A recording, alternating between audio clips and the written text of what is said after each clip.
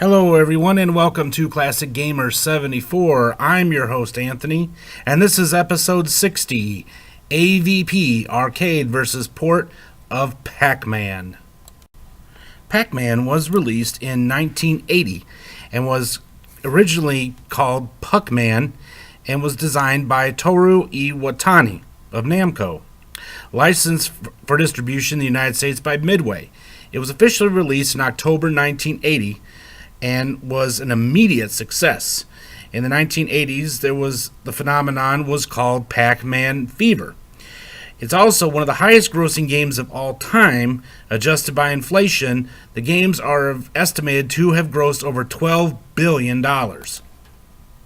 Aside from being one of the biggest video games of all time, it also became a cultural phenomenon as there was a Saturday morning cartoon, cereal, board games, and it also became one of the most recognized video games in history.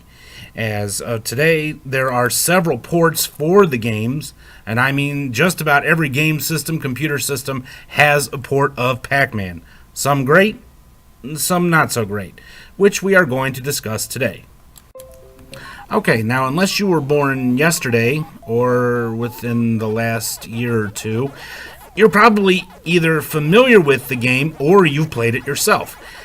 And just in case you are too young to have played a video game, I'll give you a quick summary.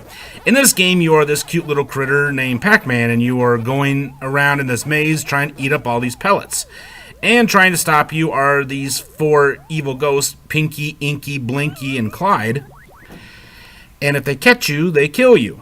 Well, you do have one defense. Well, actually two. One is to run away from them, and the second is to eat those big power-up pellets, which gives you the ability to eat them before they eat you for a short amount of time. This game was the first in a genre of games called the Maze Chase games, and this game has been either blatantly ripped off or has inspired several similar games over the years, such as Cat Tracks and Mousetrap, just to name a few. Now, according to legend, this game was designed to never end. That is, unless you run out of lives. But I mean, if you were a skilled enough player, you could play this game pretty much indefinitely. However, according to legend, at level 256, the game starts to glitch out.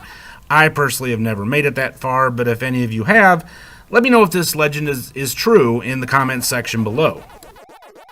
The game itself has spawned several sequels, parodies, blatant rip-offs, and has been voted by some magazines as the greatest video game of all time. Of course, that is up to interpretation, as others would argue that Asteroids or Space Invaders take that honor, but it's pretty much up to you. And of course, being considered one of the greatest games of all time, it was ported out all over the place. So let's check out some of the ports of Pac-Man. Alright, let's go ahead and get the worst out of the way, or the one that a lot of fans consider the worst port of all. This is the Atari 2600 port that was programmed by Todd Fry and was released on what was called Pac-Man Day, April 3rd, 1982. Atari hyped the game for months, proud of the fact that they, not Intellivision, not ColecoVision, were the company that was going to port one of the greatest video games of all time. So with all that in mind, they couldn't possibly mess it up, could they? Well, I'll let you be the judge of that. Okay, so why is this version considered so bad? Well, partially because it really doesn't look like what most fans thought Pac-Man would be like. One thing you have to keep in mind, though, is this is a 4K game, so there are kind of limitations as to what you could do with it.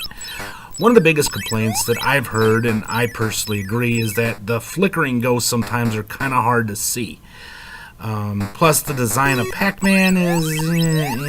yeah. But anyway, when the game was released, at first, people bought lots of copies of it. And again, that was kind of strange because it did have a hefty price tag attached to it of $37.95. Now, if that doesn't sound like much to you, taking into account inflation, that equals about $96.03.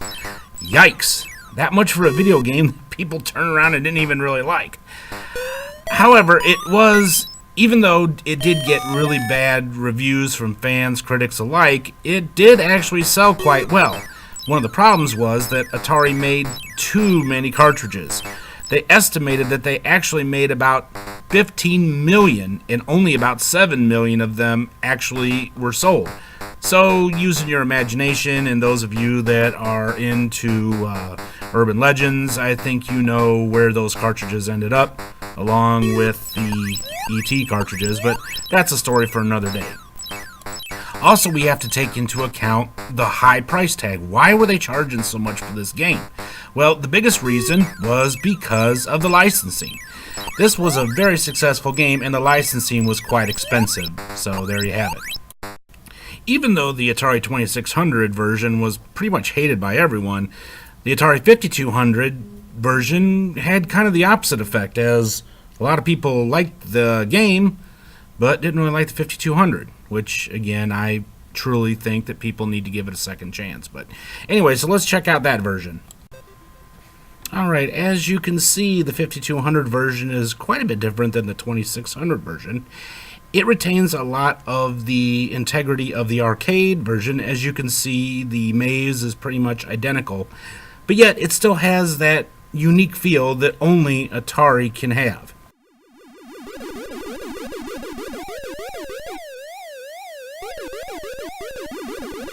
Atari would actually release ports of this game to some of its competitors under the label Atari Soft.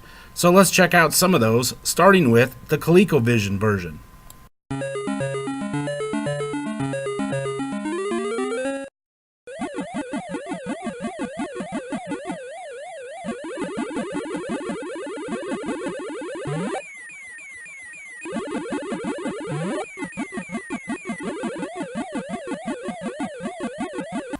Here's a look at the Intellivision version.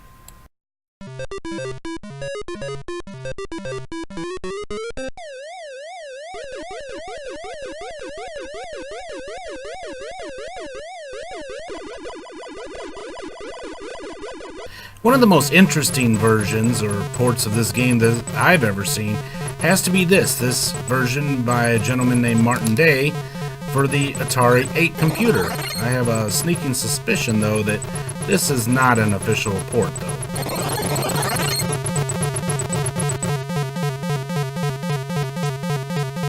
As interesting as that version was, I would have to say this is probably the strangest of all. This is another port I found for the Atari 8 computer. I'm not exactly sure if this was somebody's project or what, as there's no power-up pellets, and there's one ghost, and they can actually go between the walls of the maze, and strangest of all, they can't kill you.